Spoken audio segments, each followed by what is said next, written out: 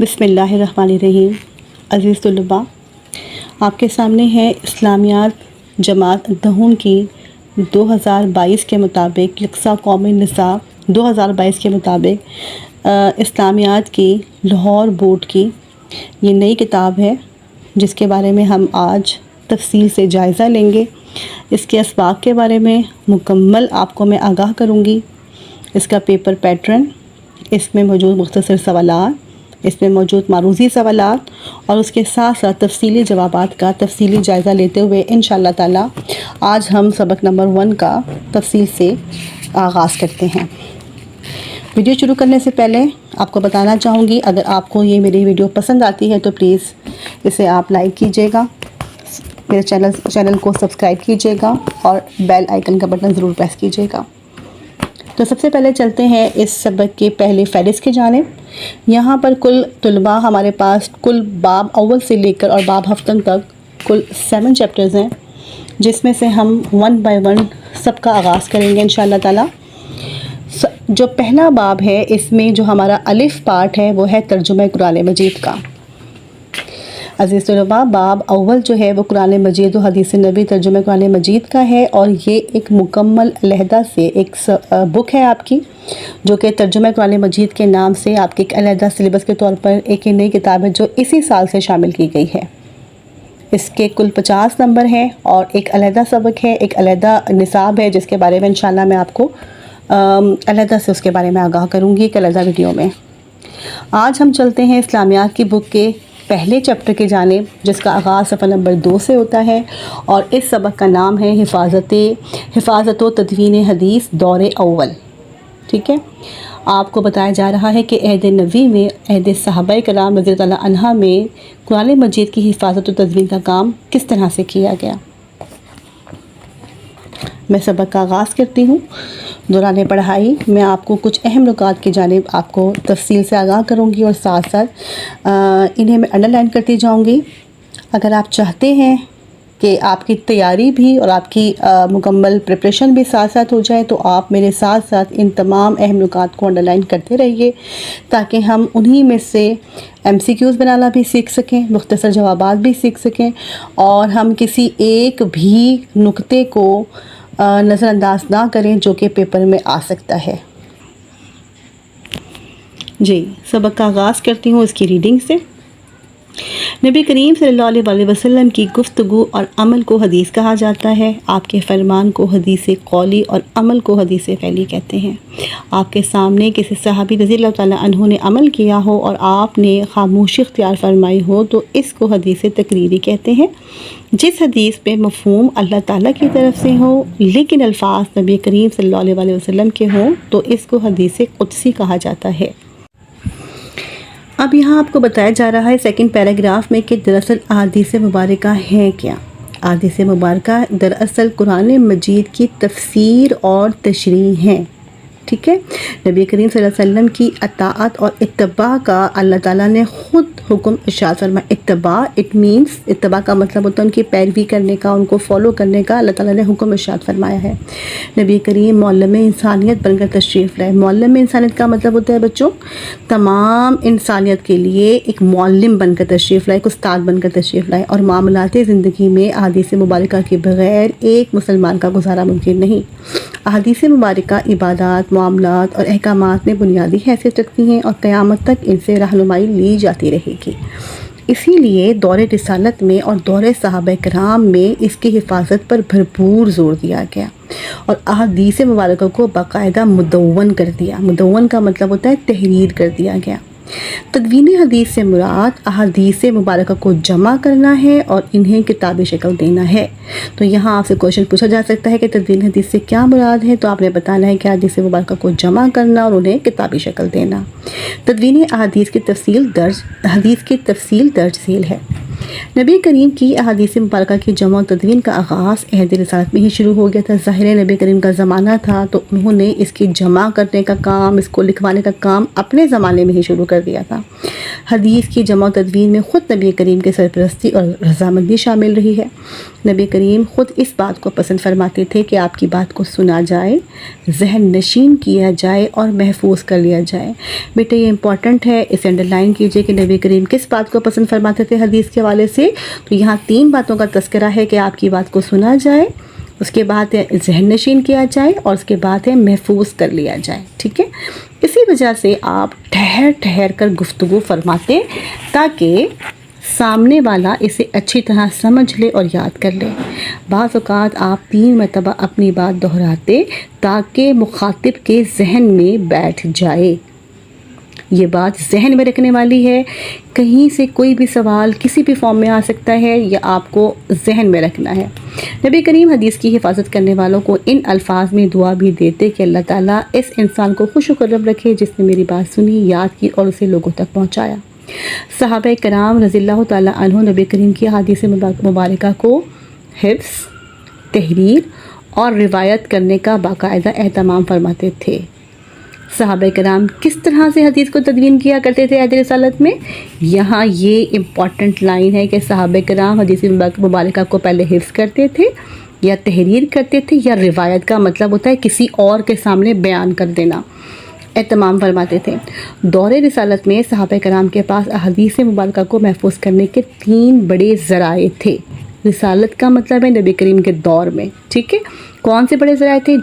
جن میں صحابہ کرام رضی اللہ تعالیٰ عنہم کا احادیث مبارکہ کو حفظ کرنا، اس کے بعد انہی احادیث مبارکہ کو لکھ لینا، اور اس کے بعد اسی کے مطابق عمل کرنا شامل ہے، ٹھیک ہے۔ یہ احادیث مبارکہ کو محفوظ کرنے کے صحابہ کرام کے پاس 3 بڑے کیا تھے؟ یہ ذرائع تھے۔ رسول اللہ صلی اللہ علیہ وسلم نے صحابہ کرام کی حوصلہ افزائی فرمائی کہ وہ آپ کے فرامین کا مطلب ان کے احکامات کو جو فرمودات انہوں نے کہے تھے، جو باتیں انہوں نے کہی تھیں، ان کو یاد رکھنے کے ساتھ ساتھ تحریری صورت میں بھی محفوظ کر لیں۔ چنانچہ آپ کی زندگی ہی میں احادیث نبویہ کو کتابی شکل میں محفوظ کرنے کا سلسلہ شروع ہو گیا تھا۔ رسول اللہ صلی اللہ علیہ وسلم کے وصال کے بعد صحابہ کرام کی بڑی تعداد نے اس عمل کو اپنی زندگی کا مشن بنا لیا۔ عہد رسالت میں احادیث مبارکہ کی کتابت اور تحریر کی متعدد شہادتیں درج ذیل ہیں، ٹھیک ہے، کہ کس طرح سے عہد رسالت میں احادیث مبارکہ کی کتابت کی جاتی تھی، پھر ان کو تحریر کی جاتی تھی، ان کے بارے میں یہاں موجود ہیں۔ دور رسالت میں جو دعوت نامے خطوط نبی کریم نے مصر، شام اور ایران کے فرما رواؤں کو لکھے، ان خطوط میں بعض تحریری شکل میں آج بھی مختلف مقامات پر محفوظ ہیں۔ نبی کریم صلی اللہ علیہ وسلم نے حضرت عمر بن حزم رضی اللہ تعالیٰ عنہ کو یمن کا والی بنا کر بھیجا تو انہیں صدقہ اور وراثت کے متعلق احکامات لکھوا کر دیے۔ صدقہ اور وراثت کے مطابق کے لیے یمن کے والی کو پاس بھیجا تھا۔ بن حزم رضی اللہ تعالیٰ عنہ کو یمن کا والی بنا کر بھیجا اور انہیں صدقہ اور وراثت کے متعلق احکامات لکھوا دیے۔ اسی طرح نبی کریم نے مختلف علاقوں سے زکوٰۃ وصول کرنے کے لیے جن لوگوں کو روانہ فرمایا تھا، ان کی رہنمائی کے لیے زکوٰۃ کے تفصیلی احکامات لکھوا کر دیے تھے۔ یہ احکامات باقاعدہ تحریری شکل میں صحابہ کرام عنہ کے پاس موجود تھے۔ بعض صحابہ کرام کے پاس احادیث نبویہ کے ذاتی نسخے بھی موجود تھے۔ ذاتی نسخے یعنی انہوں نے خود سے کتابیں لکھی تھیں، لکھی ہوئی کتابوں کو تحریر کی صورت میں لکھے ہوئے کسی بھی نسخے کو ذاتی نسخہ کہتے ہیں، جو انہوں نے خود سے لکھا تھا۔ صحیفہ صادقہ دور رسالت ہی کا مجموعہ احادیث تھا جو حضرت عبداللہ بن عمرو بن عاص رضی اللہ تعالیٰ عنہ کا مرتب کردہ تھا، انہوں نے یعنی تحریر کیا تھا۔ اس کے علاوہ حضرت ابو ہریرہ، حضرت علی المرتضیٰ اور حضرت عبداللہ بن مسعود رضی اللہ تعالیٰ عنہم کے پاس بھی احادیث مبارکہ کے تحریری نسخے موجود تھے، ٹھیک ہے بیٹے۔ یہ صحابہ کرام، یہ وہ اصحاب کرام ہیں جنہوں نے خود ان تحریروں کو اپنے پاس لکھ کر محفوظ کیا تھا۔ صحابہ کرام کے بعد تابعین کے دور میں، تابعین کسے کہتے ہیں بچوں؟ تابعین کہتے ہیں وہ تمام لوگ جو کہ نبی کریم صلی اللہ علیہ وسلم کے بعد دور آتا ہے صحابیوں کا، اور صحابیوں کے بعد آتا ہے تابعین کا دور، یعنی وہ تمام لوگ جنہوں نے صحابیوں کو دیکھا ہے، اصحاب کرام کو، ان کے ساتھ وقت گزارا، اکتساب علم کیا، ان کو تابعین کہا جاتا ہے۔ ان کے دور میں احادیث مبارکہ کی جمع و تدوین نے ایک منظم تحریک کی شکل اختیار کر لی، یعنی ترتیب کے ساتھ باقاعدہ ایک تحریک شروع ہو گئی، اور یہاں یہ کام باقاعدہ شروع ہو گیا کہ احادیث مبارکہ کو لکھا جائے۔ تابعین نے اس دور میں کئی کتب احادیث مرتب کی جو بعد کے ادوار میں باقاعدہ ماخذ اور مصادر کی حیثیت رکھتی ہیں۔ ٹھیک ہے، یعنی وہاں سے اخذ کی جاتی ہیں تحریریں. مصادر کا مطلب بھی یہی ہوتا ہے کہ وہاں سے ہم جو بھی اپنے ہمارے مسائل ہوتے ہیں، ہم نے کوئی فتویٰ لینا ہوتا ہے تو ہم باقاعدہ وہاں سے ہم لیتے ہیں. احادیث نبویہ کے جمع و تدوین کے بارے سے تمام کوششیں ذاتی نوعیت کی تھیں. سرکاری سطح پر جمع و تدوین کا سلسلہ، یہ انڈر لائن کرنے کی لائن ہے، سرکاری سطح پر جمع و تدوین کا سلسلہ حضرت عمر بن عبدالعزیز رحمۃ اللہ علیہ کے دور میں شروع ہوا. سرکاری سطح پر ان کے دور میں شروع ہوا.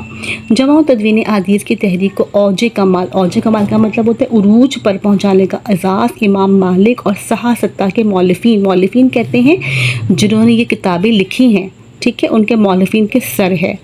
موطا امام مالک، صحیح بخاری، صحیح مسلم، جامع ترمذی، سنن ابی داؤد، سنن نسائی اور سنن ابن ماجہ، یہ کیا ہیں؟ یہ صحافتہ بکس ہیں.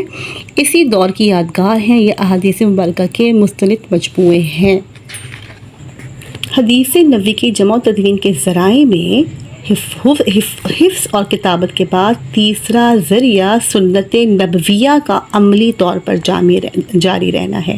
ٹھیک ہے بیٹے، جمع اور تدوین کے ذرائع جو تھے ان میں آپ نے دیکھا کہ پہلے حفظ کیا گیا، پھر کتابت کی گئی. جو آخری جو آپ سمجھ لیجیے ذریعہ بنا نا، وہ جو سنتیں تھیں نبی صلی اللہ علیہ وسلم کی تمام کتاب، ان پر عملی طور پر جن لوگوں نے عمل کیا، اس کو جاری رکھا، یہ تیسرا ذریعہ بنتا ہے، جس کا حکم قرآن مجید میں بھی موجود ہے. پوری امت کا اس بات پر اتفاق ہے کہ قرآن مجید کے بعد احادیث مبارکہ ہی حدیث اور رہنمائی کا ذریعہ ہے. اللہ تعالیٰ نے قرآن مجید میں حکم فرمایا وَمَا آتَاكُمُ الرَّسُولُ فَخُذُوهُ وَمَا نَهَاكُمْ عَنْهُ فَانْتَهُوا. سورۃ حشر کی آیت نمبر 7 ہے. اور جو کچھ رسول اللہ صلی اللہ علیہ وسلم تمہیں عطا فرمائے تو اسے لے لو، جس سے تمہیں منع فرمائے تو اس سے رک جاؤ. بیٹے یہ عربک ایک آپ کی پوری ایک لائن ہے، یہ آ سکتی ہے، اس کی ٹرانسلیشن پوچھی جا سکتی ہے، تو آپ کو یہ ٹرانسلیشن اچھی طرح پڑھ لینی ہے. جمع و تدوین حدیث کی پوری تاریخ پر نظر ڈالنے سے واضح ہوتا ہے کہ اللہ تعالیٰ نے قرآن مجید کے ساتھ حدیث نبی صلی اللہ علیہ وسلم کی حفاظت کے بھی خصوصی اسباب مہیا فرمائے ہیں تاکہ قیامت تک اہل ایمان اس پر عمل پیدا ہو کر دنیا اور آخرت میں کامیابی حاصل کر سکیں. تو بیٹا یہ تو تھا ہمارا مکمل سبق، جس کے بارے میں آپ نے جانا کہ اس طرح سے حدیث نبوی کو جمع تدوین کے ساتھ ساتھ اس کو عمل کرنے کے ذریعے سے اس کو محفوظ کیا گیا. معروضی مشق کی جانب آتے ہیں. آپ سے سوال پوچھا گیا کہ نبی کریم کے عمل کو کیا کہا جاتا ہے، تو بیٹا جو ان کا عمل ہوتا ہے تو ظاہر وہ فعل ہوتا ہے، اور فعل کا مطلب ہے حدیث فعلی کہا جاتا ہے، کیونکہ فعل کا مطلب ہوتا ہے کوئی بھی کام کا کرنا. حدیث کو جمع کرنا اور کتاب شکل دینا کیا کہلاتا ہے، تو ظاہر سی بات ہے لکھنے کا مطلب ہوتا ہے تدوین کا. نائٹ میں تدوین حدیث کہلاتا ہے. الف آپشن.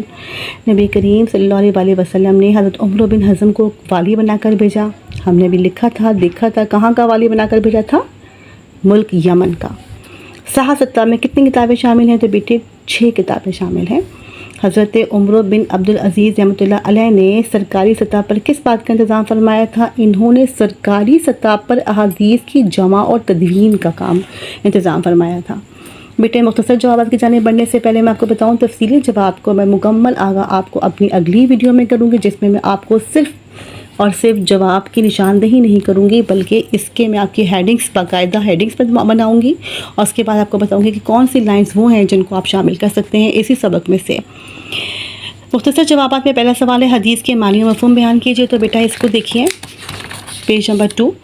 اس کا جواب سوال آپ سے یہ پوچھا گیا کہ حدیث کے معنی اور مفہوم، معنی بھی بتانے اور مفہوم بھی بتانا ہے. تو یہ دیکھیے نبی کریم کے گفتگو عمل کو حدیث کہا جاتا ہے، اور آپ کے فرمان کو حدیث قولی عمل کو حدیث فعلی کہتے ہیں. آپ مکمل جواب یہاں سے یہاں تک لکھ لیجیے.